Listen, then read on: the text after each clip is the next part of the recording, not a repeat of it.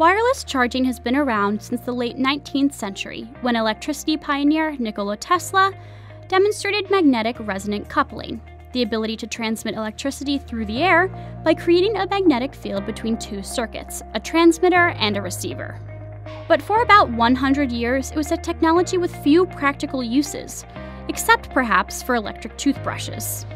Today, there are nearly a half dozen wireless charging technologies in use or being piloted, all aimed at cutting cables to everything from smartphones and laptops to kitchen appliances and cars.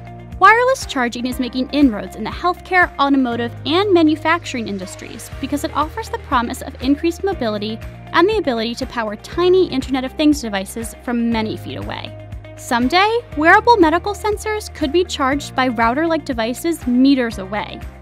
The most popular wireless technologies now in use, however, rely on an electromagnetic field created between two copper coils, which greatly limits the distance between a device and a charging pad to a few millimeters. That's the type of charging Apple introduced with the iPhone 8 in 2017, and what Android smartphones used even earlier. Broadly speaking, there are three types of wireless charging: tightly coupled inductive, loosely coupled resonant, and uncoupled charging. The latter sends power through radio frequencies, infrared beams, even ultrasound. It offers exciting promise, but without mass production, widespread adoption is likely years away. When wireless charging first gained interest from tech vendors nearly a decade ago, there were three wireless charging standards groups focused on inductive and resonance charging specifications: the Alliance for Wireless Power, A4WP, the Power Matters Alliance, PMA, and the Wireless Power Consortium, WPC.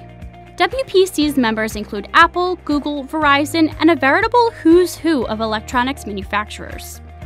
In 2015, the WPC and PMA merged to form the AirFuel Alliance, which now supports the development of several wireless charging protocols, mainly Qi. The A4WP, which began in 2012, supports the resonance charging protocol. It can transfer power up to 5 centimeters. Members include Broadcom, Intel, Qualcomm, Samsung Electronics, and Witricity. Today, the market is dominated mostly by charging pads that use both tightly coupled inductive and loosely coupled resonant charging. They operate on the same principle. A time-varying magnetic field induces a current in a closed loop of wire. The only difference? Resonance charging offers more leeway in how you position a device to be charged. With tightly coupled inductive charging, you've got to be spot on in your placement of a device being charged. Much of the industry has united around the Qi standard, which enables inductive or pad-style charging and short distance, 1.5 centimeters or less, electromagnetic resonant inductive charging.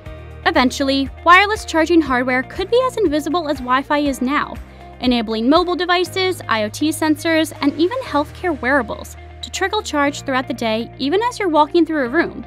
For now, however, the market will be dominated by charging pads.